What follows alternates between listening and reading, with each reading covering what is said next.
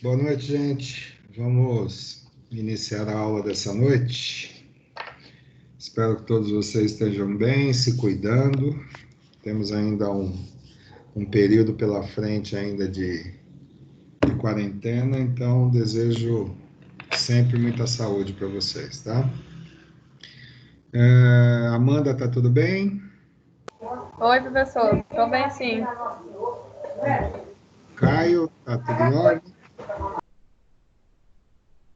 Opa, tudo jóia.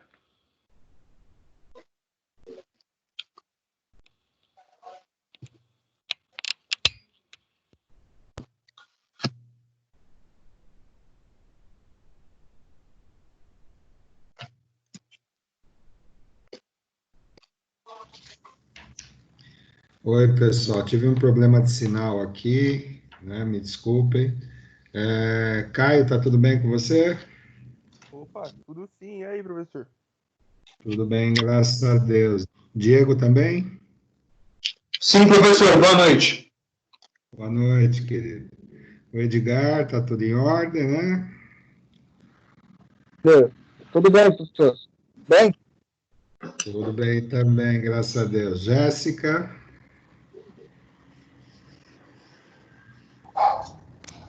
Oi, professor, tudo bem? tudo bem também. Josi, Oi, professor, boa noite, tudo bem? Sim, graças a Deus. E o senhor? tudo bem também. Tá parecendo chamada, mas não é chamada não, viu, gente? É só para dar um oi para cada um antes de começarmos a aula. Larissa, tá tudo bem?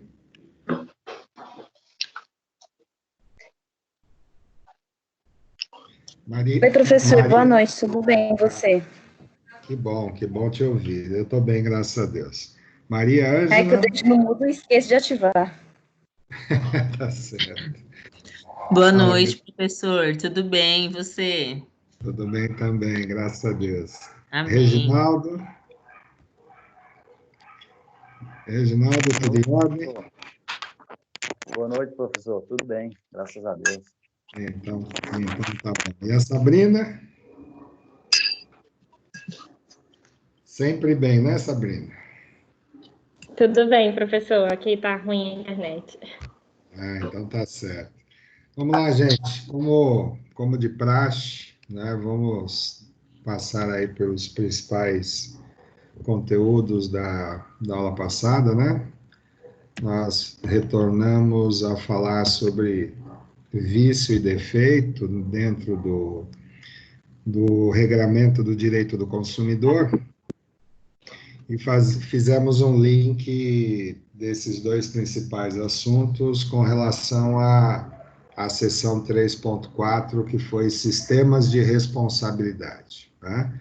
Então, falar de responsabilidade é falar sobre responsabilidade civil, né?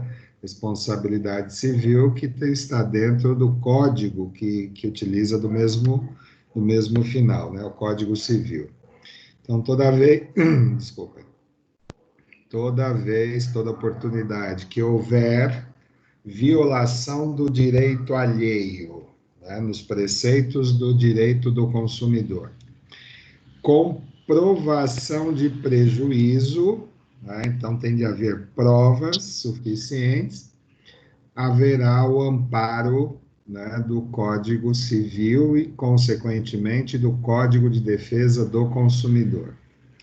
E quero lembrar vocês de que o Código de Defesa do Consumidor, ele só vai amparar a relação de consumo quando os sujeitos e elementos forem configurados.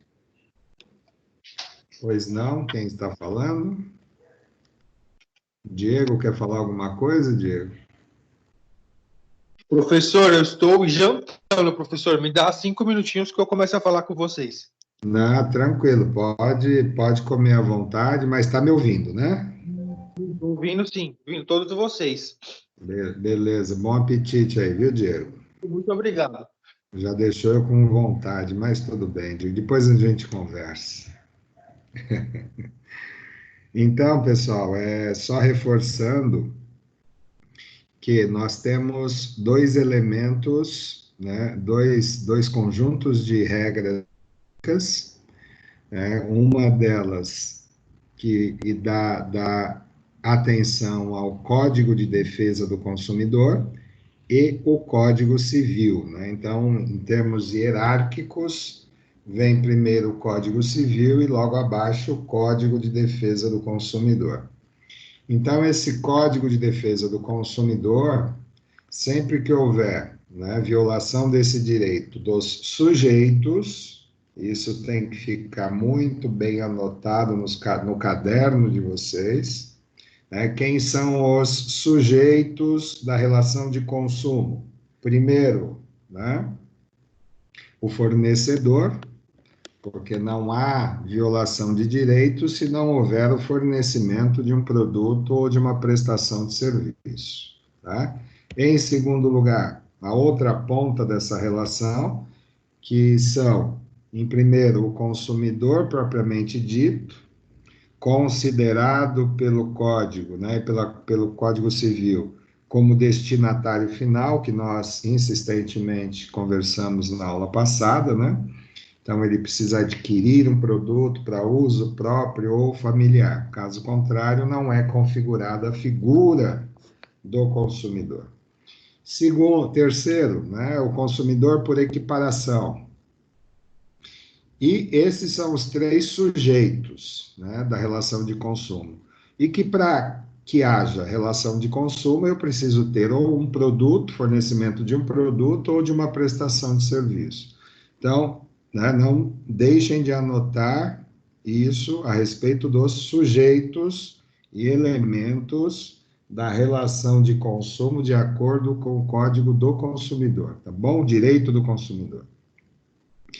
E, caso não se configure esses sujeitos, então o Código de Defesa do Consumidor deixa de ser, né, o elemento de amparo e passa ao Código Civil, né, esse julgamento sobre essa possível violação de direitos, tá?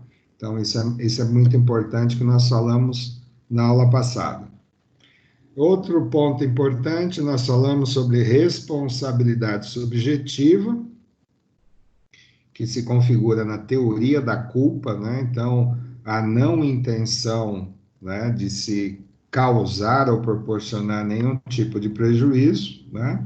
Então, a responsabilidade subjetiva em função, né, de um resultado, seja por culpa, né, ou por intencionalidade, a outra parte cabe a indenização caso se comprove o prejuízo, tá? Nós falamos lá na aula passada do acidente de ônibus, onde o motorista foi obrigado a indenizar, né, porque independente de dolo ou culpa, foi caracterizado a figura do motorista. Então, nesse ponto é a responsabilidade subjetiva. Agora, falamos sobre a responsabilidade objetiva, né, dentro do processo de vício ou defeito, né, dessas condições, e falamos que a empresa, né, que é responsável pelo motorista que causou o acidente, né, seja por dolo ou culpa, esta é a responsável por indenizar os passageiros diretamente. Então, por isso que se trata de uma responsabilidade objetiva.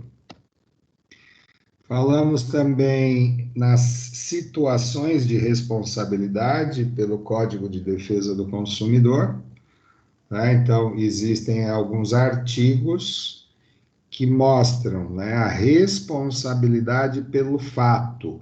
E quando eu falo responsabilidade pelo fato, eu estou falando na figura do defeito e não do vício. Por qual motivo? Porque essa responsabilidade pelo fato trouxe, né, proporcionou, causou a outra parte, o consumidor, danos colaterais. Anotem isso, né? Se já não anotaram, né? Passem aí, sublinhem para não esquecer. Somente é defeito, e por isso o Código de Defesa do Consumidor vai amparar quando, né, o dano causado for caracterizado como dano colateral. E o que é isso? Quando esse dano atingir a integridade física ou psicológica do consumidor por acidente de consumo. Enquanto isso não for comprovado, né, nós vamos entrar na outra seara do vício. Né? Por quê? Porque o vício ele só vai atingir a parte econômica. Então, se atingir a parte econômica e, além disso, a integridade física e psicológica, é conhecido como danos colaterais, tá? Vício não causa dano colateral. Vício só causa prejuízo na parte econômica da relação de consumo. Quando eu extrapolo essa parte econômica, é chamada de danos colaterais. Isso é suspeito cair na prova, hein, pessoal? Falamos de das modalidades de defeito, a defeito de concepção ou criação. Então, desde o início, desde o projeto, já se determinou, já se detectou aquele problema que pode causar danos colaterais. Então, é um defeito de concepção ou criação. O projeto estando íntegro, né, não constatado a possibilidade de danos colaterais, mas que na manipulação, na fabricação ou na produção, isso foi constatado, né, esse dano colateral, então ele se torna um defeito de produção ou fabricação. Terceiro, o defeito de informação ou comercialização. Nós comentamos que, seja na embalagem, na estrutura, se lá não houver nenhum tipo de informação ou característica que leve o consumidor a se tornar consciente do seu comportamento de compra, né, ou que a informação estivesse insuficiente, ou que essa informação fosse inadequada, inclusive a publicidade dessas características, haveria de se enquadrar, né, no defeito de informação ou comercialização. Então, mais uma vez, defeito só é caracterizado defeito quando houver danos colaterais. Se o dano for somente na parte econômica, é vício.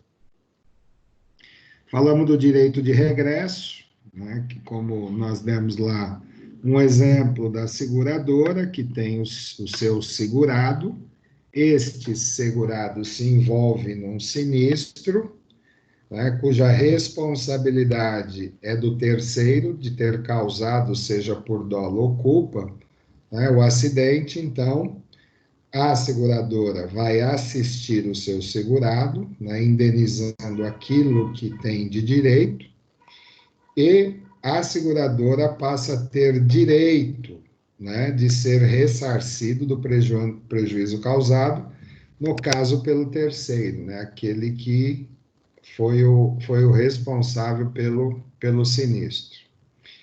E falamos, por fim, de quais são as causas que não são enquadradas no artigo 12º da Lei de Responsabilidade Civil, né? Quem está fora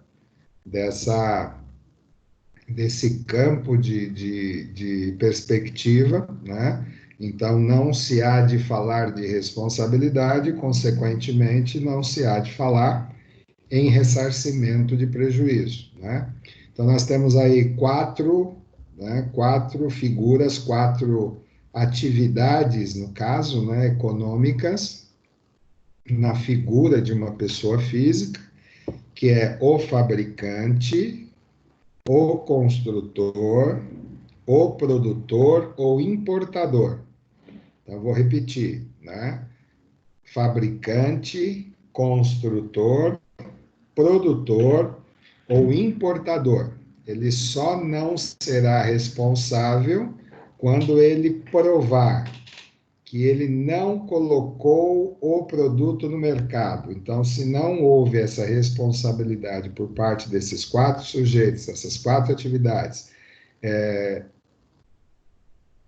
não ter colocado o produto no mercado, então ele está isento dessa responsabilidade. Mesmo que qualquer um desses 4 tenha colocado o produto no mercado, mas o defeito não gerou danos colaterais, não há de se responsabilizar um desses 4, né, sujeitos. E, por fim, quando o consumidor ou terceiro, né, manipular, né, utilizar o produto, né, de forma inadequada, e mesmo assim sofrer acidente de consumo, né, esses 4 sujeitos não podem ser responsabilizados porque a culpa ou dolo não tem causa geradora neles próprios, tá? Então, esse foi o breve resumo, né, da aula passada. Eu gostaria de ouvi-los para saber se da aula passada até a noite de hoje, né, se ainda resta alguma dúvida sobre essa sessão, para nós adentrarmos a unidade 4.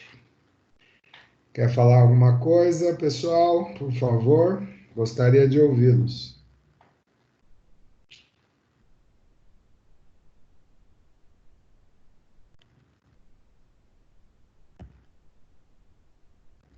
Tenho certeza que a Amanda quer falar alguma coisa.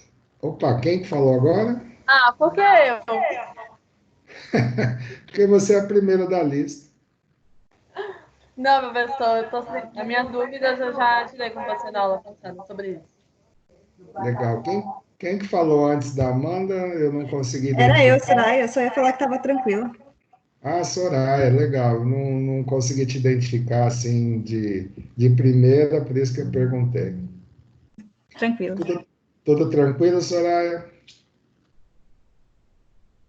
Tudo certo. Se eu fizer assim umas 15 perguntas abordando vício e defeito, vocês estão craques, né? É, Opa, pode mandar. aquela vez que você fez a primeira vez deu certo, né? A gente acertou praticamente tudo. Que bom, que bom. Isso me deixou muito orgulhoso, viu, Amanda? É. Porque satisfação maior não existe quando a gente vê o resultado final de um trabalho, né, de semana a semana, né? Isso é bem satisfatório. E o contrário também é verdadeiro, né? Quando o resultado não é tão promissor, né, nós professores acabamos nos, né, cobrando, né? Porque nós temos que ter aí um equilíbrio entre o ensino e a aprendizagem, né?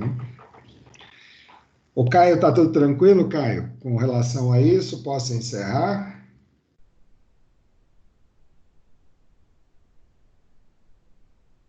O Edgar já acabou de...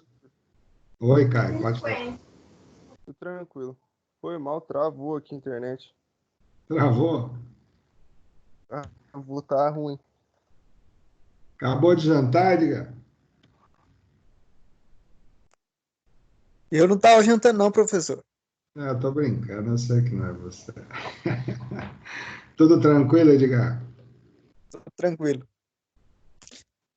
Então, beleza. Podemos, então, adentrar a unidade 4, pessoal? Sim. Sim. Estamos chegando na reta final, hein? Mas essa aula e a próxima, a gente acaba encerrando todo o conteúdo do livro, hein? Vocês têm noção disso, pessoal? Mesmo em aula virtual? Ainda não caiu a ficha, não. Não, Soraya? Passou rápido, né, professor? Passou rápido demais. Então, Maria Ângela, mas o que mais me traz realmente curiosidade, né, que é se vocês estão aproveitando o conteúdo nessas aulas virtuais, entendeu?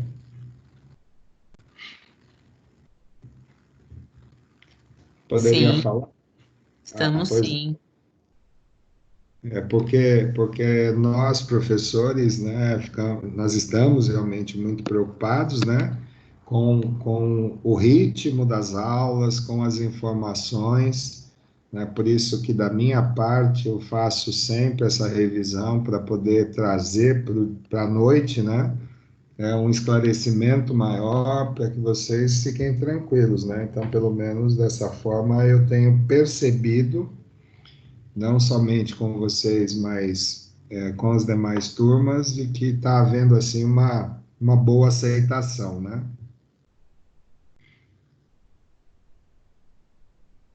Então, isso é muito importante.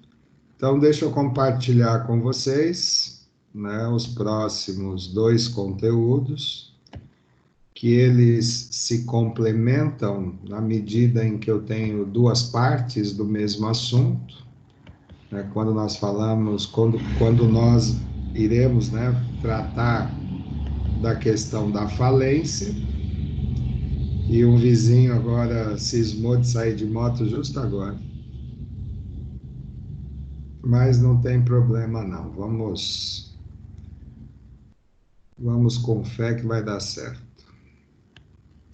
Só um instantinho, pessoal, deixa eu me organizar aqui com o arquivo.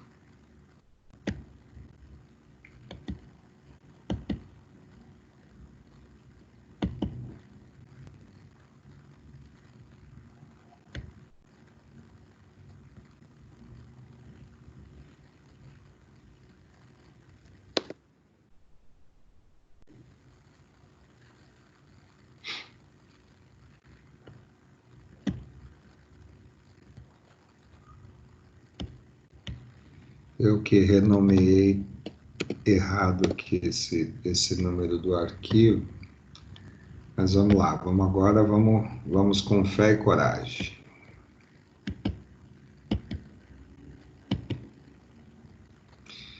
Vocês foram avisados que amanhã não é dia letivo? Sim. Sim. Ah, legal. Então, para quem não soube, né, amanhã, por conta da antecipação do feriado, né, o dia de amanhã não será letivo, então não haverá aula para todos os alunos, inclusive para nós professores, né? Todos conseguem enxergar o slide? Sim. Sim. Sim. Sim. Sim. Então, deixa eu fazer os comentários iniciais. No direito empresarial, nós vimos que lá desde o início, né, percebemos que existe um interesse e, ao mesmo tempo, uma preocupação com relação à vida útil dos empreendimentos, dos negócios no Brasil.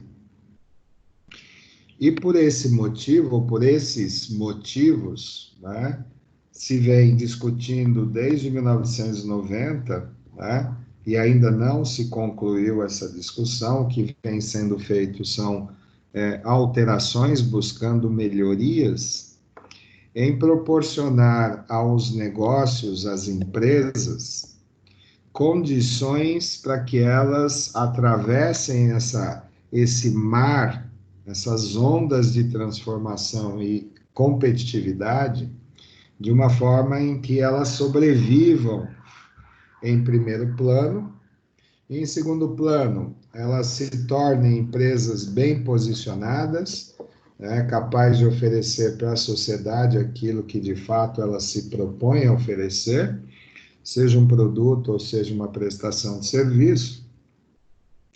E também o fato de que seja por essa competitividade variável que influencia a permanência dessas empresas no mercado, o direito empresarial também se preocupa em criar condições e situações para que essas empresas, mesmo passando por um processo de crise, né, esta crise, né, vocês vão ver quais são os tipos de crise, mas que essas empresas elas consigam atravessar essas crises de forma a atender um dos principais princípios do direito empresarial que vocês já estudaram, que é o princípio da continuidade do negócio, né?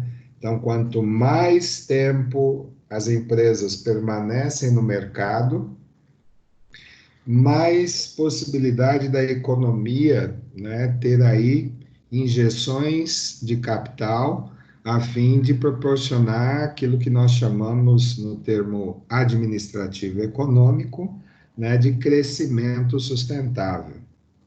E vocês, como alunos pretensos na área de administração, precisam sempre ter em vista, né, de que nenhum empreendimento com fins lucrativos, né, ela tem a sua capacidade de atender o mercado apenas com os próprios recursos ou com a própria vontade de querer oferecer o melhor produto ou serviço. Nós sabemos, né? Agora vem uma pergunta, vocês, não me veio agora, que semestre que vocês estão? Desculpe, alguém pode responder?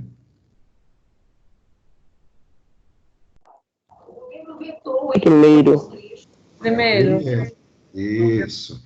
Então, pessoal, vocês estão num início de trajetória na área administrativa e vocês vão aprender cada vez mais a história da administração, de que nós temos duas formas de analisar a trajetória de uma organização. Primeiro, observando, né, de forma microambiental. E como eu faço isso? Analisando tudo o que acontece dentro de uma organização, no seu interior, tá? Então, quando analisamos, e vocês vão ter a possibilidade de aprender, né, sobre custos, né? Então, empresas com fins lucrativos, elas têm compromissos para serem satisfeitos ou pagos, mas, além disso, ela possui planejamento estratégico a fim de atender demandas do mercado exterior, no caso, os clientes. Porém, esses custos internos, eles são analisados de formas diferentes, em perspectivas diferentes. Então, quando analisamos, por exemplo, a empresa, né, dessa forma microambiental, nós vemos que toda e qualquer organização precisa administrar 4 fatores. Qual o primeiro fator e mais importante de sobrevivência e competitividade? Chama-se capital, chama-se dinheiro, chama-se recursos financeiros que podem alavancar o negócio, que podem oferecer para o mercado, né? Linhas de crédito, pode oferecer para o mercado preços mais acessíveis. Por quê? Porque quanto mais capital uma empresa tem, mais reciprocidade ela vai ter com o mercado externo. Então, comprando em grandes quantidades, se diminui preço. Quando eu diminuo o preço, meu custo ele baixa. Consequentemente, eu posso oferecer um preço mais convidativo para os clientes, enfim. Isso é um ciclo natural que vocês vão aprender ao longo desses 8 semestres. Então, o primeiro fator chama-se capital. Quanto maior o controle e administração desse dinheiro, mais facilidade as empresas têm de percorrer essa onda de transformação, né, seja no âmbito econômico, seja no âmbito político, cultural ou social. Segundo elemento de extrema importância e talvez o mais caro que as empresas precisam administrar, que é o custo operacional de mão de obra. vocês talvez tenham noção, né, de quanto custa pagar um salário, quanto custa pagar por um prestador de serviço trabalhando no meu negócio. Nós temos um custo no nosso país que é absurdamente grande, né? Então, para cada salário pago para um trabalhador, em média, as empresas pagam mais 102%, sejam eles no âmbito dos encargos sociais ou encargos trabalhistas. Então, é muito caro. Se nós analisarmos que para cada R$ 1 pago de salário, as empresas precisam dispor de mais R$ 1,20 ou 2 centavos, nós vemos que quanto mais as empresas conseguem manter a sua capacidade de produção, ou seja, seus colaboradores, quanto mais competentes eles forem, né, menor é o custo final dessa operação. E o salário nós sabemos, né? Não é só salário, tem benefícios, tem encargos, como eu falei. Então, isso demanda um valor enorme, né, diante da receita que as empresas, né, receitas que elas possuem a cada período, a cada mês ou a cada exercício. Então, se eu tiver, né, eu como empresário, uma força de trabalho competente, essas pessoas podem fazer a diferença em relação a outros concorrentes, capaz de me levar também atravessar essa onda de transformação e também de competitividade. Terceiro fator, né, chama-se processo de trabalho. Então, se eu tenho um capital bem administrado, né, se o meu dinheiro realmente ele é bem administrado, se as pessoas são competentes a ponto de produzir resultados cada vez maiores e melhores, o meu processo de trabalho, o meu fluxo de atividade e funções, ele se torna um pouco mais rápido em relação aos concorrentes. Então, eu posso entregar um produto para vocês num prazo de entrega bem menor do que outras empresas que não conseguem administrar processos, né? Então, tudo isso que eu estou falando são disciplinas que vocês vão cursar ao longo desse, né, que vocês vão ter ao longo desse curso de administração, para vocês realmente entenderem o que é o administrador ou a administradora de uma empresa. Então, falamos de capital, falamos de pessoas, recursos humanos, falamos de processos de trabalho, e o quarto fator, que na realidade, ele não se configura como um fator, mas um meio para se atingir resultados empresariais, chama-se tecnologia. As empresas que dominarem, né, administrarem a tecnologia, fazendo com que esse meio importante ele consiga racionalizar, né, trazer informações com mais credibilidade, informações mais concretas, rápidas, as empresas também se diferenciam de outras e atravessam essa onda de transformação e também essas ondas de competitividade. Então, numa análise microambiental, nós temos aí 4 fatores que são administrados internamente. Então, o dinheiro ele é administrado de dentro para fora. As pessoas são administradas de dentro para fora, né? Os processos de trabalho são administrados dentro para poder surtir efeito fora. E a tecnologia também é administrada no ambiente interno. Então, eu pergunto para vocês agora, está ficando fácil de entender essa primeira abordagem que eu estou tendo com vocês? Sim. Sim. Então, observem o caminho que vocês terão pela frente, né, de treinar os olhos, porque vocês vão ler e vão ler muito, e treinar o lado crítico de vocês quando vocês forem propor estratégias a partir do conhecimento das técnicas que nós, administradores, já conhecemos, né? Então, nenhum administrador consegue administrar nada se não houver controle. Só se administra algo que se possa controlar. Tudo bem? Então, essa é a visão microambiental, uma visão interna. Então, o administrador, além de... Pois não, Diego?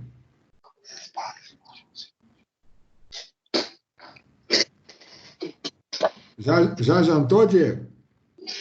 Jantei, professor. Tinha caído aqui, aí eu voltei.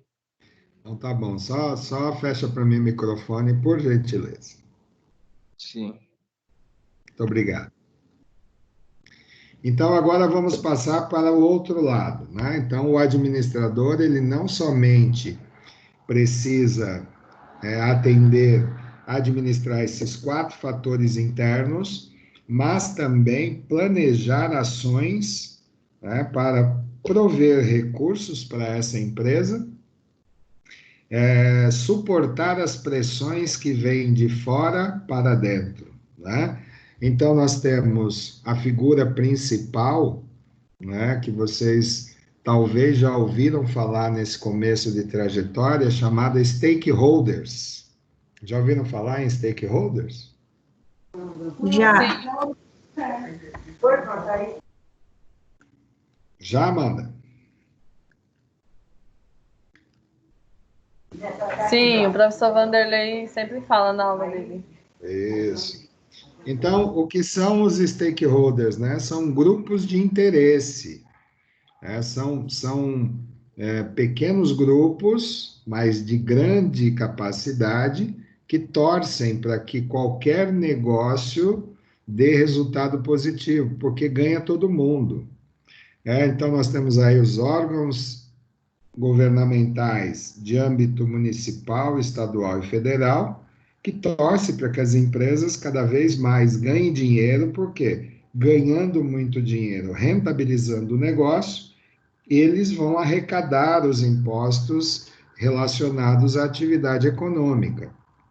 Quanto menos receita, menos arrecadação. Então, os órgãos municipais, estaduais e federais, eles são realmente parceiros dessas empresas, a ponto de torcer mesmo. Eu falo torcer no senso comum.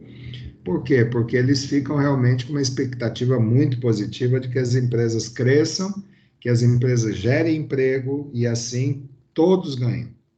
Segundo e principal, né, variável externa, chamada cliente.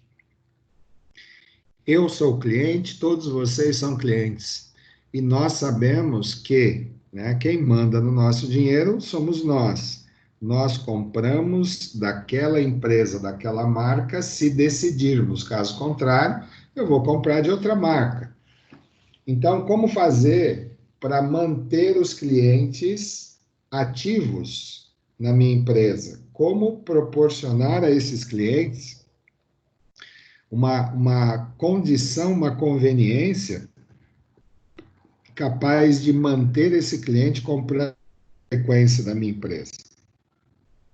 Então, esse é o segundo elemento do ambiente externo, que pode alavancar o negócio ou também pode destruir qualquer negócio, desde que não haja uma administração eficiente, uma administração eficaz ou uma administração efetiva. São esses 3 elementos da administração que vão ser gravadas na memória de vocês para que vocês sigam um caminho bom na área de administração. Tá? Então, nós temos depois fornecedores, né? Então, se eu não tratar bem o fornecedor não vai querer me entregar no prazo que eu quero. Se ele não receber em dia, ele vai dar atenção para outra empresa. Então, o fornecedor de matéria-prima, de insumos, ele é importante também. Aí eu preciso ter uma proximidade, um approach com esses fornecedores, a fim de nunca ter problema, principalmente quando isso impactar negativamente no terceiro fator interno chamado processos de trabalho. Enfim, né, além deles, os stakeholders, né, que eu estou falando, órgãos do governo, clientes, fornecedores, novas empresas que estão chegando no mercado para concorrer com a minha, novos produtos que podem substituir os produtos que eu mesmo estou fabricando ou prestando serviço. Enfim, essa é uma análise macroambiental. Quando eu olho para fora de uma empresa e vejo o que lá fora pode vir, seja limitar as minhas ações ou também, né, que seja um campo de oportunidades para que eu ganhe mais dinheiro, né? Porque nós temos esses dois lados. Vocês devem ter também ouvido falar um pouquinho sobre análise SWOT. Então, uma dica de um administrador para vocês: aprendam mais com profundidade o que é análise SWOT, para que ela serve, o que pode ser feito a partir dessa análise SWOT. Então, vocês vão ver que nós temos lá oportunidades e temos ameaças. Então, o ambiente externo, ele pode ser uma ameaça para mim ou ele pode ser uma oportunidade. Basta que as empresas tenham gestão, tenham gestores administrativos que consigam enxergar tanto dentro da empresa, né, dos pontos fortes e pontos fracos, seja do ambiente externo, nas ameaças e no campo das oportunidades. Tudo bem até aqui, pessoal? Sim. Sim. Vocês quando chegarem no 8º semestre, tenho certeza que vocês vão lembrar de mim e dizer assim: poxa, o professor Gilson, lá no primeiro bimestre, ele deu uma aula de administração de empresas em 15 minutos, capaz de me trazer, assim, pelo menos uma amplitude de informação, que é o caminho que vocês vão trilhar ao longo da carreira acadêmica, tá? Ocorre que, mesmo com gestão, mesmo com gestores capacitados, competentes, né? Muitas vezes as empresas não suportam as pressões do ambiente externo. E essas pressões, elas são de tamanho tão grande que muitas vezes interfere no ambiente interno, né? Então, nós vemos aí quando as empresas precisam demitir, quando elas precisam diminuir a sua capacidade de produção, enfim, tudo isso em função de variáveis do ambiente externo.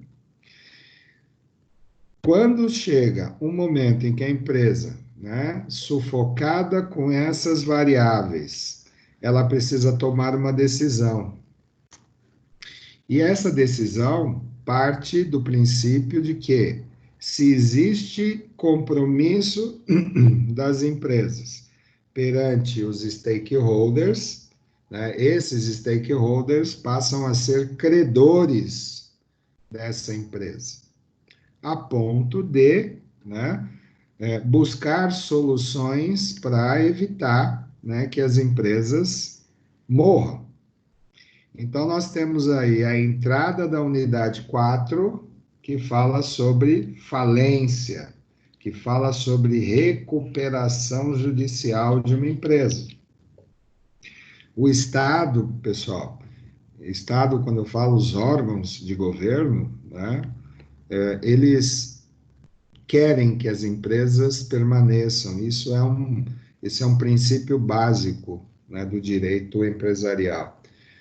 O princípio talvez mais elementar, né, que eu expliquei para vocês. Então, o Estado, ele tenta ajudar as empresas ao máximo para que elas se recuperem, para que elas passem por essa maré de crise, e nós estamos vivendo atualmente, né, um processo atípico mundial, né, por conta dessa pandemia, que forçou empresas, né, a mudar o seu modelo de gestão, né, inclusive encerrando suas atividades, por conta dos perigos, né, que essa pandemia poderia trazer, não somente para a sua empresa, mas para a população que trabalha e depende dessa empresa. Então, o Estado ele cria mecanismos para poder suportar isso, né, oferecendo ajuda, auxílio dentro de uma legislação, dentro de um conjunto de regras, né, onde essas empresas observam qual é o rol de possibilidades e o gestor, o administrador, decide o que fazer, né? Muitas empresas não têm fôlego para poder absorver essa ajuda, porque não se vê muito a longo prazo, e outras que conseguem, né, dependendo do seu planejamento, né, conseguem aí sobreviver, né, diminuindo a sua receita, mas não deixando de existir no mercado. Então, esses dois, que na verdade se configuram em um só, seção 4.1 e 4.2, vai falar justamente sobre essa possibilidade ou não das empresas deixarem de existir ou sobreviverem, permanecerem, ganhando um pouquinho menos, mas, né, continuando a sua trajetória no mercado corporativo. Então, podemos começar, pessoal? Foi bom para vocês? Podemos. Eita, que as panelas estão batendo.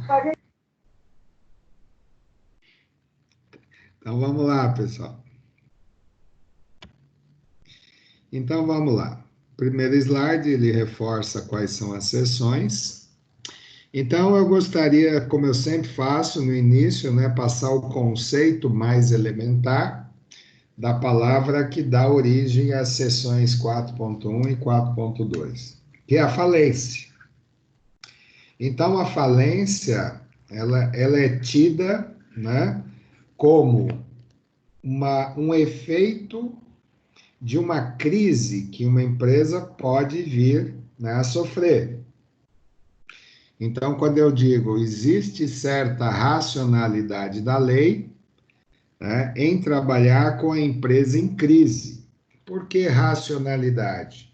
Por quê? Porque o conjunto de regras, ele leva ao conhecimento das empresas, mas leva a um único conhecimento, né? E as empresas que vão se adaptar e buscar esse apoio em função desse conjunto racional, equilibrado, de leis, né, de artigos, em que as empresas leem, né, observam até onde podem chegar e vão buscar ou não buscar auxílio, né, do Estado. Então, a falência, ela vem, né, justamente de uma crise, né, que as empresas passam em determinado momento da sua vida. E olha que interessante, pessoal, o nome crise, né, a gente fala crise nas empresas, mas a palavra crise vem da medicina. E olha que interessante que eu coloquei entre aspas aí para vocês, né? Então, a crise não é um conceito da economia, né? Então, a economia, a administração, ela se apropriou desse conceito e adaptou o conceito de crise para, né, a modalidade empresarial. Mas olhem que interessante. Crise é o momento em que um paciente vive, em que ele não consegue recobrar por conta própria a sua saúde, a não ser com algum tipo de intervenção, auxílio, né? Ou com a ajuda de alguém. Então, observe, a economia pegou esse conceito e adaptou esse conceito ao item falência do direito empresarial. Então, momento em que uma empresa vive, né, então isso pode acontecer a qualquer momento, desde que os gestores, os administradores, deixem de observar os 4 fatores internos que eu disse a vocês e os outros relacionados aos stakeholders, né? Então, o momento em que uma empresa vive, em que ela não consegue andar com as próprias pernas, né?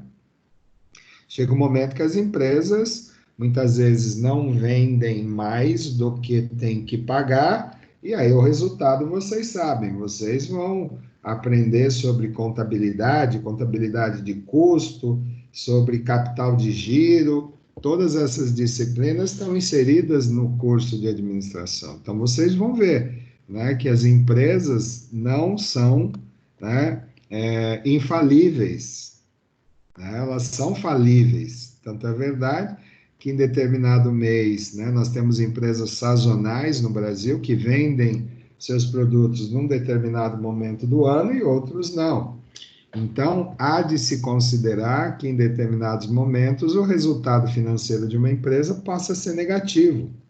Ou seja, a receita que entrou não foi suficiente para pagar os seus compromissos.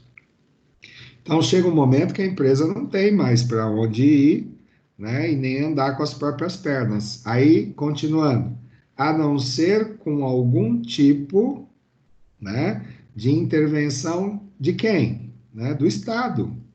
Né? Seja do município, seja do Estado, ou seja da federação. Então, quando nós falamos Estado, nós estamos falando de órgãos do governo. Então, a não ser com algum tipo de medida governamental ou ajuda de alguém. Né? Quem poderia ser esse alguém? Poderia ser uma instituição financeira, por exemplo, né? Buscar empréstimos a juros baixos, enfim. Entenderam, pessoal, como é que é feita a adaptação de um conceito da medicina na área de administração? Sim. Tá fácil de vocês entenderem, pessoal? Por favor. Por enquanto, sim. A Maria Ângela não falou mais nada, né, Maria Ângela? Professor, eu estou ouvindo, anotando. Eu também, estou ouvindo e anotando. É isso aí. Lucas, tudo bem, Lucas? Tranquilo. Tá anotando aí também, seu Lucas? Professor, deixa eu fazer uma pergunta. Que bom. Eu sabia que você tinha uma pergunta. Se eu abro falência devendo no banco, o que acontece? Guarda essa pergunta aí que a gente vai até o final da aula tentar responder para você. Valeu. Tá bom? Guarda ela aí. Tá Alguém bom. tem mais alguma dúvida, pessoal? Pedro, como é que tá, Pedro? Aqui tá Pedro A.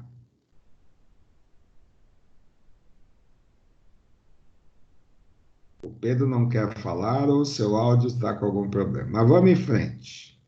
O fone tá bugado aqui, mas já consegui arrumar. Desbugou, Pedro? Desbugou. Tá tranquilo aí, Pedro? Tá fazendo as anotações? Tá tranquilo, tô só anotando aqui, prestando atenção. Beleza. Então, pessoal, a crise adaptada ao direito empresarial, ela se baseia em 4 aspectos. Então, se uma empresa conseguir comprovar, né, que a sua crise tem a ver com o aspecto econômico, né, então ela pode receber amparo do Estado. O que é o econômico? Né? Retração dos negócios. Né? O que é a retração dos negócios? Está vendendo menos. Né? O sistema econômico não está propício, enfim. Quem vai conseguir provar isso dentro de uma empresa é uma área chamada contabilidade, né? Porque é por meio dos documentos que se consegue comprovar essa retração dos negócios, né? A diminuição de receita.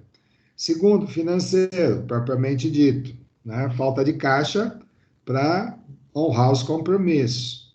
Patrimonial, quando a empresa está realmente em situação de não ter nem, né, patrimônio para poder dar de garantia, no caso, os pagamentos. Né? E a falta de crédito no mercado. Vocês sabem que, por exemplo, para se obter empréstimo, né, os bancos pedem uma série de garantias. Né? E quando não se tem essas garantias, essa falta de credibilidade, né, de confiança, ela pode incomodar, atrapalhar qualquer tipo de organização. Quais tipos de garantia, professor? Oi? Quais tipos de garantias? Olha lá, número 4, falta de crédito no mercado, né? O que uma pessoa física, por exemplo, né, poderia ser considerada uma pessoa sem confiança, né? Seria quando ela não tem crédito no mercado. E quando eu falo crédito, vamos de forma bem simplória, né? Quem perguntou foi o Lucas, né, Lucas? Correto. Por exemplo, Lucas, você tem cartão de crédito? Tenho sim. Então você, Lucas, uma pessoa física, você tem crédito no mercado. Porque esse cartão de crédito, ele te dá um limite, não tem? Um limite? Certo. Então, isso é chamado limite de crédito. Tem empresas que não têm crédito, vamos dizer assim, principalmente crédito financeiro, né? Não tem, por exemplo, cheque especial, não tem fornecedores que forneçam para pagamento, por exemplo, no médio prazo, pagamento parcelado. Então, quando falta essa confiança, o fornecedor quer receber à vista. Concordam? Entendi. Concordo. Ah, o Lucas não tem crédito, mas ele tem uma moto, ele tem um veículo, ele tem uma residência. O que ele faz? Ele fala assim: eu vou colocar meu patrimônio como garantia, mesmo que eu não tenho dinheiro, mas eu tenho patrimônio. Entendeu? Entendi. Valeu. Beleza. Vamos lá. Caso, né, se comprove a crise dentre aqueles 4 aspectos, né, e que não haja condições de superá-la, há 2 possibilidades. Quando a crise, seja ela econômica, seja ela de confiança, seja ela de financeiro, quando ela for possível de ser resolvido, existe no direito empresarial a situação de recuperação. Então, existe um conjunto de regras que as empresas se enquadram nesse conjunto de regras, fazendo negociações, por exemplo, com fornecedores, né? Fazendo negociações com sindicatos, com colaboradores. Então, quando se percebe que é possível resolver, não naquele momento, mas no médio prazo, né? O que as empresas podem solicitar do Estado é a chamada recuperação judicial ou extrajudicial, tá? Quando essa empresa não tem condições, né, nenhuma de planejar algo, seja com seus credores externos, seja com sua população interna, aí sim as empresas entram com pedido no Estado de falência. Tá? Então, nós temos a recuperação e nós temos o pedido de falência. Tá? Da onde vem esse direito falimentar? Né? Esse é o termo técnico, tá? Falimentar, de falência. Então, era aplicado a qualquer tipo de devedor, mesmo quem não exercia atividade econômica. Inclusive, até uma pessoa física entrava em falência. Porém, se o comerciante não conseguia pagar os credores, né, nós tínhamos uma palavra bem feia, que a gente falava assim: a empresa está quebrada. Né? Usamos até hoje, mas o termo não é mais correto.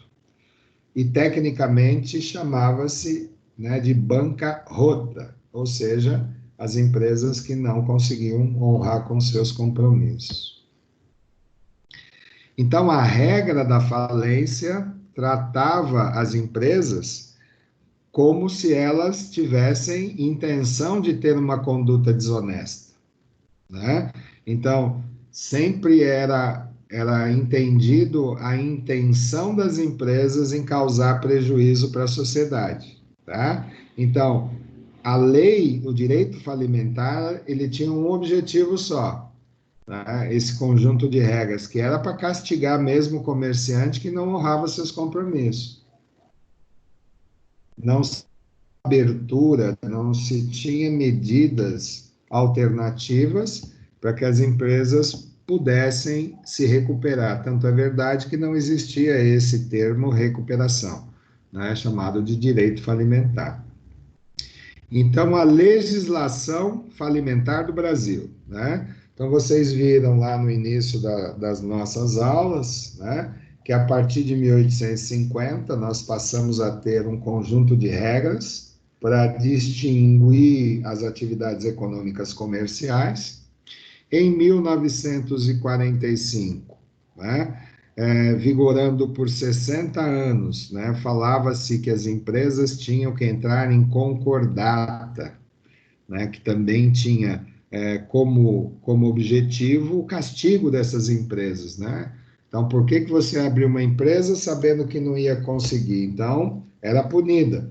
Não se tinha, repito, essa abertura, né? Por quê? Porque não existiam instrumentos, né? Não se tinha legislação capaz de poder propiciar às empresas, né, a preservação do seu negócio.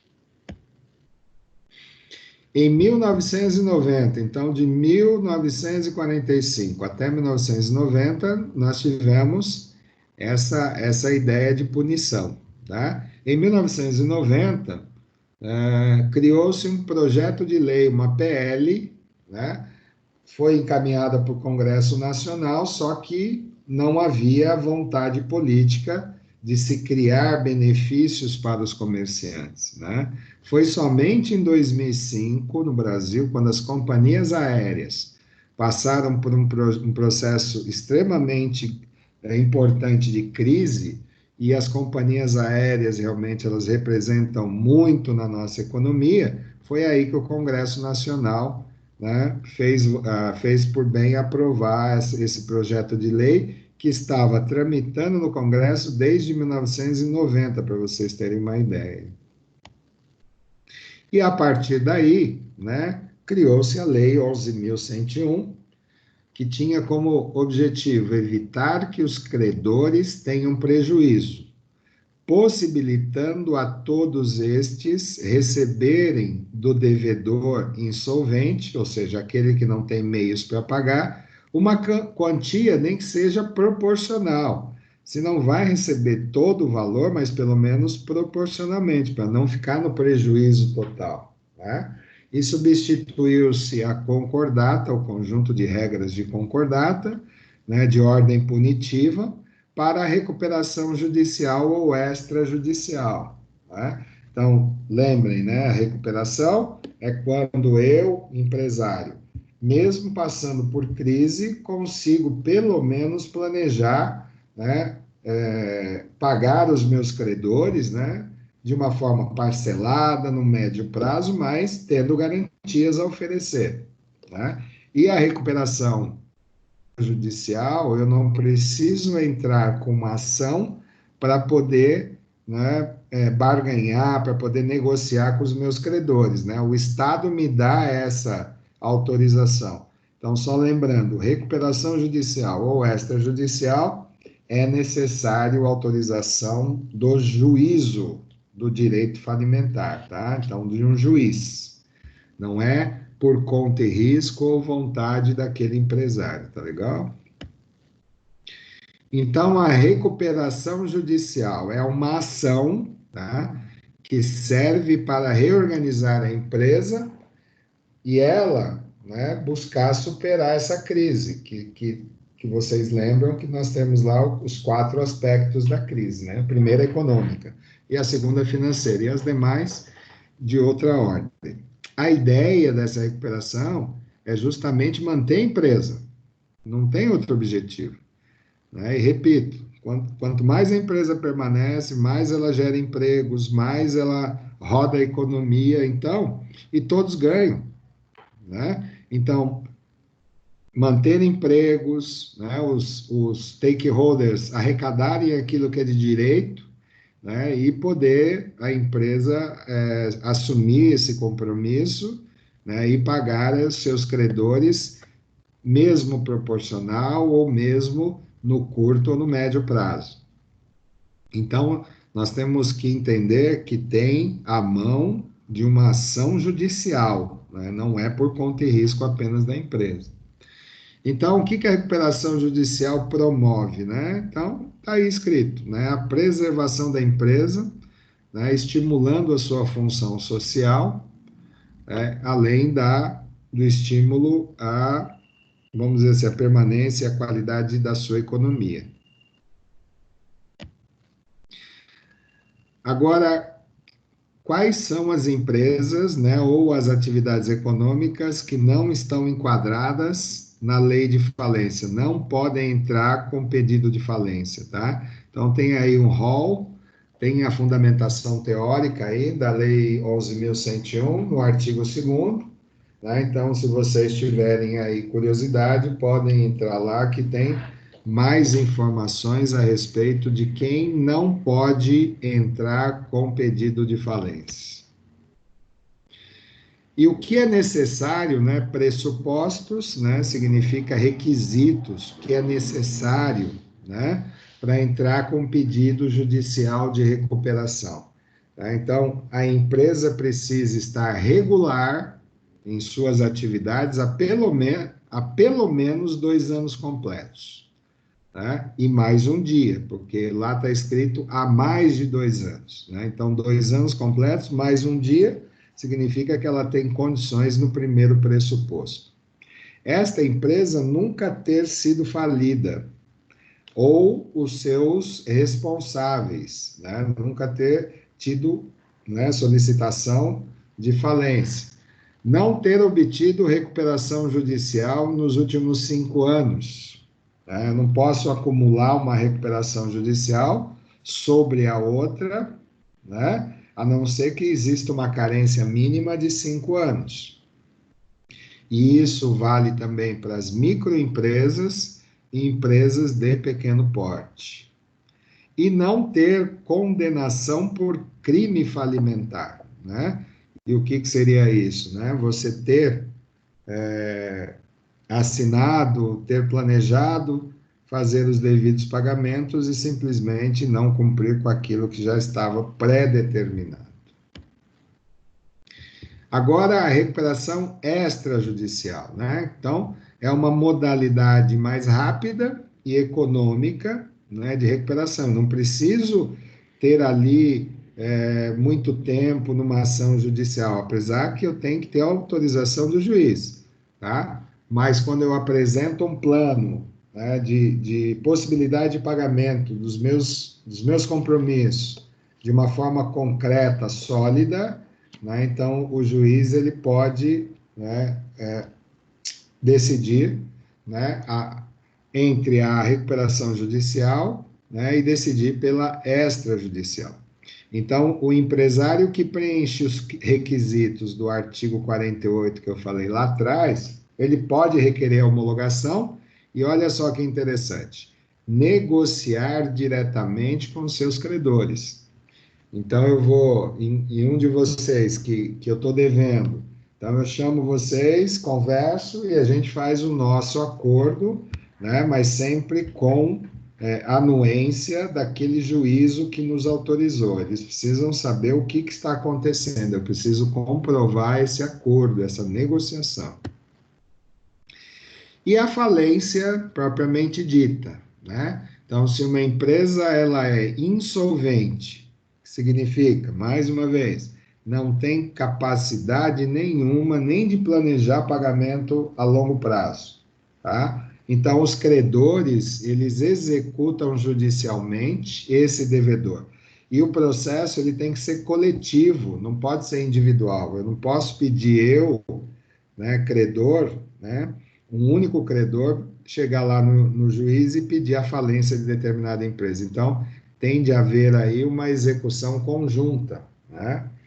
Por quê? Porque é o princípio, tem essa palavra enorme aí, né? Princípio do tratamento paritário. Então, não importa se a empresa me deve R$1 ou deve R$1 milhão para um outro. Né? Dentro da lei falimentar, nós temos a mesma importância. Né? Nós temos que ser paritários, nós temos que ser isonômicos, nós precisamos ter o mesmo equilíbrio, independente do valor que eu tenha para receber. E o juízo competente, né, para reforçar de que há necessidade de um fórum, né, então, a justiça estadual, né, então, o estado onde a empresa estiver estabelecida, tá, será o fórum para se discutir essas situações de processos de recuperação ou de falência. Ah, mas uma empresa tem uma empresa em São Bernardo, a mesma empresa tem uma filial em Diadema, outra tem lá em Santo André. Então, o segundo tópico está dizendo aí, ó, principal estabelecimento não é a sede, tá? Então, não importa se é a matriz em São Bernardo, será São Bernardo, ou melhor, perdão, nós estamos falando de estado, não de município. Então, eu tenho uma empresa em São Paulo, outra em Minas, outra em Rio de Janeiro. Ah, mas a sede, a matriz é em São Paulo, não importa.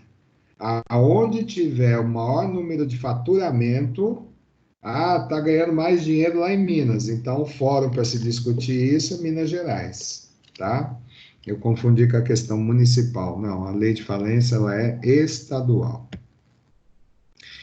E, né, em 2018, projeto de lei, né, como eu disse a vocês, desde 1850, 1990, 2005, o que se vem fazendo é justamente buscar melhorar essa lei falimentar, esse direito de falência, justamente proporcionando o princípio básico de continuidade do negócio.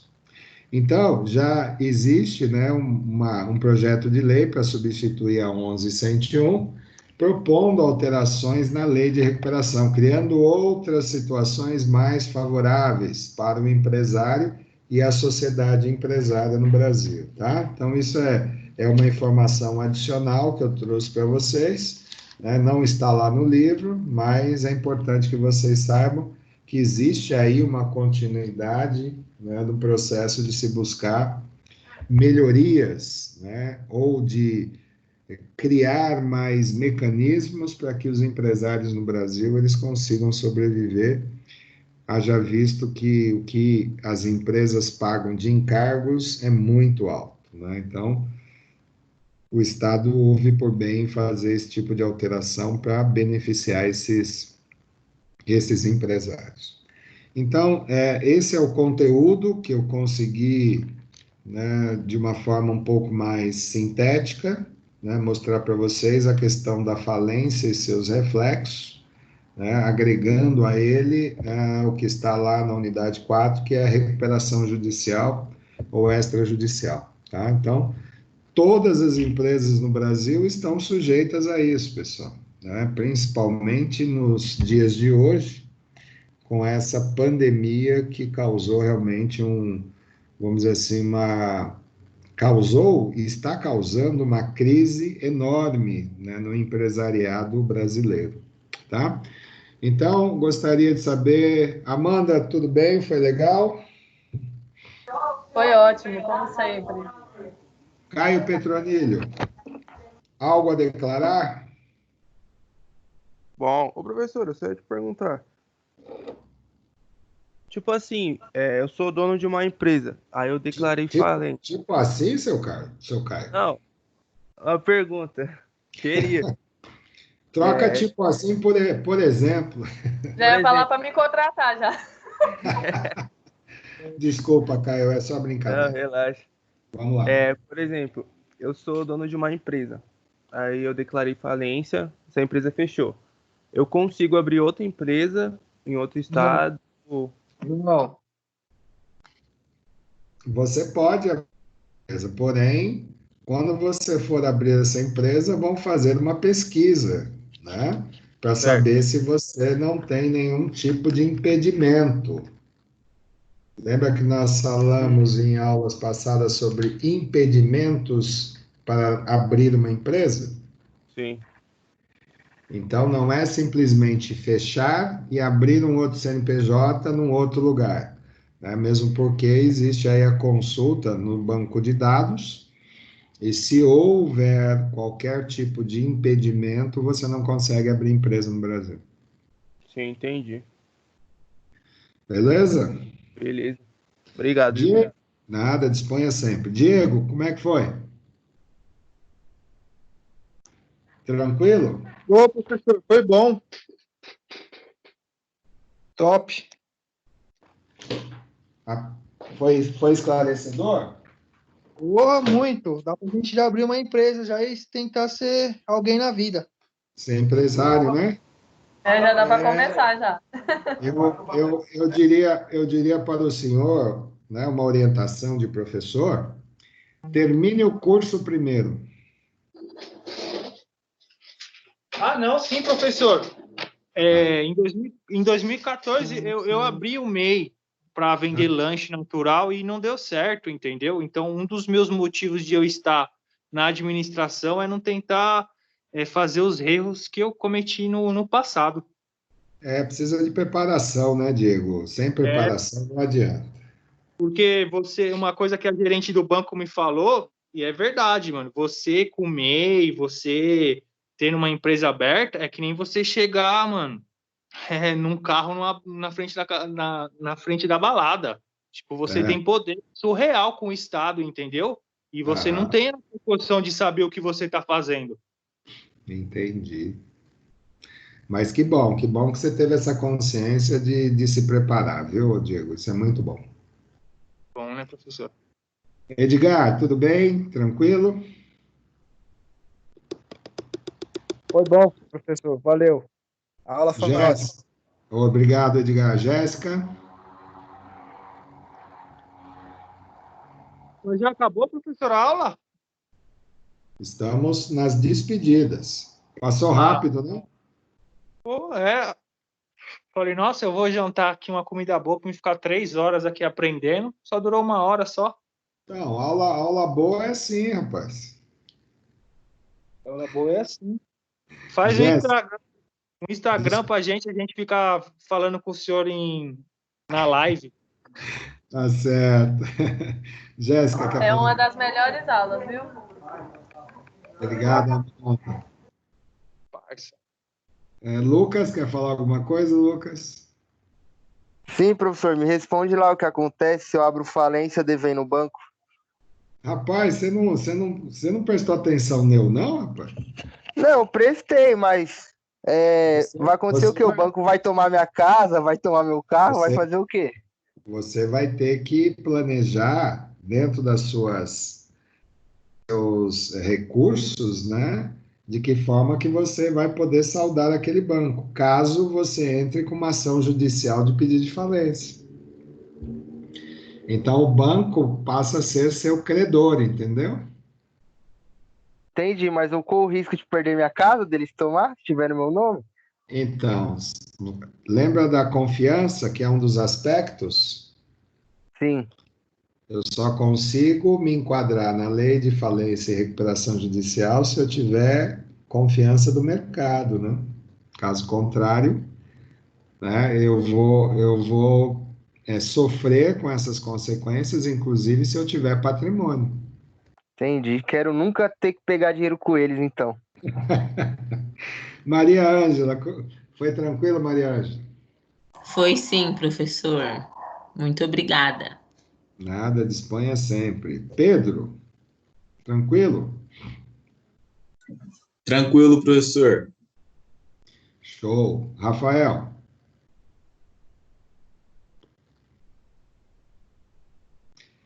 Reginaldo?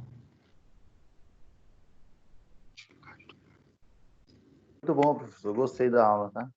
Tranquilo? Valeu, beleza. Sabrina? Também, professor. Oi, Rafael. Obrigado, querido. Muito boa. Obrigado mesmo. Sabrina?